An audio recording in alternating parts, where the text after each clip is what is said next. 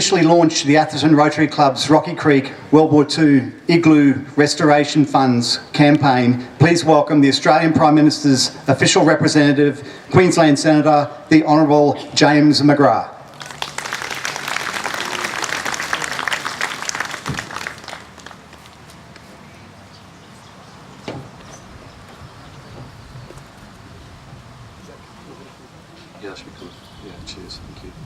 Good afternoon, ladies and gentlemen. Thank you for coming along today. May I acknowledge the Mayor Rosalie, the local member Shane, but also acknowledge all the members of the subcommittee and all the members of Atherton Rotary, and also Mr Fraser, and also particularly President Pauline of Atherton Rotary. It's my pleasure to be here today to officially launch the restoration of the World War II Military Theatre and Entertainment Igloo. And I'm going to use a shorthand to make my speech a little bit shorter and just call it the Rocky Creek Igloo project from now on. And today I wear two hats. I wear the hat of representing the Prime Minister, but I also wear the hat of the patron of this project. And the Prime Minister, Tony Abbott, has asked me to apologise for not being able to come here today, and has asked me to read out a statement on his behalf. And I'd like to do that now with your permission. This is a message from the Prime Minister. I'm pleased to provide this message for the launch of the restoration of the Rocky Creek Igloo project. At the height of the Second World War, the Tablelands region became home to one of the largest military bases in Australia. At one stage, up to 100,000 personnel were stationed in North Queensland. Supporting this base was one of the largest military hospitals in the Southern Hemisphere, built in 1943 on the banks of Rocky Creek, just north of Atherton. With tens of thousands of troops requiring treatment and hundreds of staff working long hours at the hospital complex, entertainment was important. Hosting moving pictures, occasional dances, which I think might be just proven to be factually incorrect, and church services, the Igloo played an important role in lifting spirits when invasion was a real threat and concern. It bore witness to Australia's preparedness to meet any threat. Now the only standing remnant of the Rocky Creek Hospital complex, the Igloo stands as a reminder of the contribution of the medics and nurses who tended to the wounded and dying during the war. This restoration work will be a fitting tribute to their work and their memory. 70 years on, we remember the sacrifice of the Australians who died, the suffering of those who were wounded or sick, and the mental and physical endurance of those who made it home. To them we owe a debt of gratitude that can never be repaid. I pay tribute to the Rotary Club of Atherton and to all involved in the restoration of the Rocky Creek Igloo for your efforts to preserve this culturally significant site and the memory of the role of the Atherton Tablelands in the Pacific Campaign. The Honourable Tony Abbott MP, Prime Minister of Australia. My involvement as patron came about during a trip around North Queensland in November last year. I came to visit the Tablelands and I met Joe Barnes and Trevor Sorensen, John Hardy, John Montgomery and Andrew McCosh here on site, and they showed me the Igloo and they highlighted the importance of this social and military value in terms of preserving this site for future generations. And as a Senator for Queensland, I was honoured to take on the role of patron and be a voice for the Rocky Creek Igloo, because being a Senator for Queensland, I have the opportunity to advocate for the Igloo, not just across the state, but down in Canberra. This building behind us, this creaking, quirky, grand old building, is not merely the sum of its parts. The iron, the wood, the dust, the rust, the musty old smell, but it's the sum of all of us. Because it is a bridge to a past that is fading, a bridge to a world war slipping slowly from memory to history. And this building must be saved, not because it is old, it must be saved because its story is the story of the far north at war. And John made reference to the malaria research that took place here.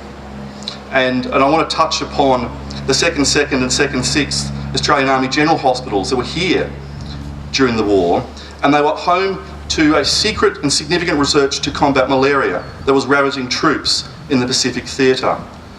Malaria is said to have killed as many people, in some instances more, of our troops in New Guinea than combat itself. anti-malaria drugs became a top wartime priority, with most of the human guinea pigs and scientists being at this Rocky Creek hospital complex. And together, from this site, they helped defeat the malaria menace and saved thousands of lives. Now, the trials and tribulations of being a guinea pig for malaria testing was reported in a newspaper called the Newcastle Morning Herald in November 1945. And with your permission, I would like to read a couple of extracts from this report, and it's slightly tongue-in-cheek in terms of what the poor soldiers had to go through. Now, the soldiers had to were infected by mosquitoes who were infected with malaria, and the soldiers were given different types of treatments. And some were given the false treatments. They would have like a cotton wool bud that was dyed yellow, just as the test subject itself. And through these tests, they found out a drug called antibrin would stop malaria. But I think you find Australians can be a pretty sceptical bunch at times. And there are a lot of sceptics around who said that this isn't going to work. So what the army did was, and this is what I'll start to quote, this did not satisfy the sceptics who said the volunteers had not been subjected to conditions in the field. A strict sergeant major was selected. He marched the soldiers who had taken Atabrin over the hills around Cairns until they were about to drop from exhaustion. None developed malaria. Now the sceptics said that was all right, but troops in the jungle were often drenched and had to spend all night in their wet clothes. So the soldiers were then marched all over the hills again, returned to the base, hosed down and told to sleep in their wet clothes. None developed malaria. So the sceptics said then, now you've proved that to our satisfaction, how do you know they won't get malaria in the cold?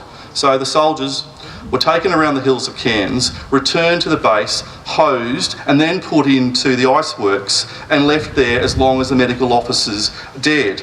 None developed malaria.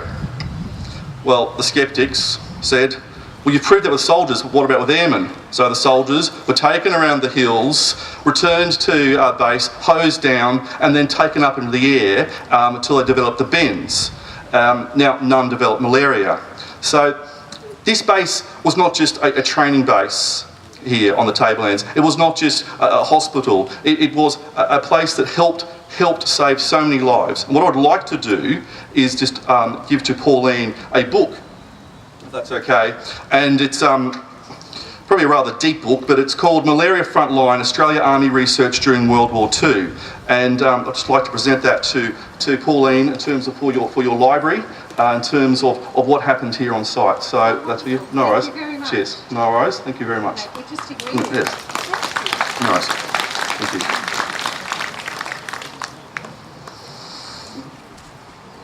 Now, as we gather here today, beside this igloo, it's nestling behind us into this hill here.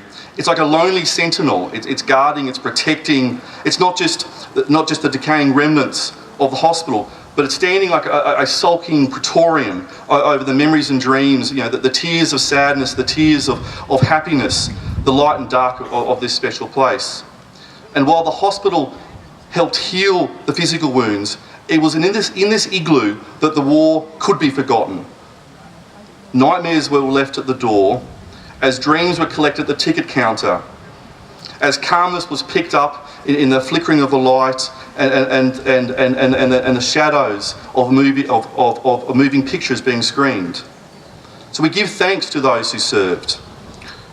We give thanks to those who fought, were wounded and passed. We give thanks to those who healed. We give thanks to those who, but for a moment of time, used entertainment to dim the horror of war. And we give thanks to those of the subcommittee, of the local community, who are saving the memory of this building behind us. So please let me wrap up by thanking the many people and organisations who've been instrumental in advocating for and supporting this project. I think we should leave applause to the end, but Pauline Spackman and the Atherton Rotary Club. Joe Barnes for being the oil to keep me rolling along. John Hardy, Trevor Sorensen and Nick Watling for diligently and faithfully keeping the vision of the Mayor of Rocky Creek Tim Foley alive, John Knott, Brian McLaren, John Montgomery and Joseph, the amazing trainee, for all the building and structural restoration to date, Rebel Warren for capturing the significance of the Igloo and the project with great photos, Dale Taylor for cleaning up the site, and to all the locals and those who came up on the bus from Cairns today, thank you for your support. The restoration of this grand old lady would simply not be possible without the working bees, the donations and the materials. So, as patron of the Igloo, when you leave here, leave more than your memories behind. I don't want to hear the jingle jangle of your coins. I want to hear the rustle of your notes. And if you don't have any notes, there's a politician here, so you know what politicians are like, we love your money. So this is for a good cause, ladies and gentlemen. Everyone should have one of these forms here. And at the bottom of this form here, if you don't have any cash on you, you can fill this form out here and give it to anyone from Atherton Rotary. Because we need the money. We have to raise $1.5 million to fix this building up. We've made a good start. You can see the shiny bit, you can also see the rusty bit. So please, please give money to this project. And in closing, I'd like to quote, and for those who haven't been sort of up the road here, you'll see some remnants of the hospital complex, and there's a sign there, and it sort of provides some information to what happened on the site.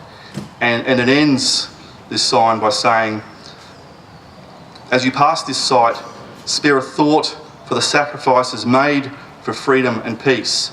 And I think we should all think about that as we go back to our homes tonight in terms of the freedoms we enjoy in this country. And I just want to mention, I know there are many people today who probably may have served here or stationed here during the war, but there is a Mr. Sanders and a Mrs. Otone, excuse my mispronunciation, are over here. And I think we'd like to give them a round of applause, and anyone else who was stationed here, and welcome them to this site today. So a round of applause for those, thank you. And thank you for coming along today. Thank you very much.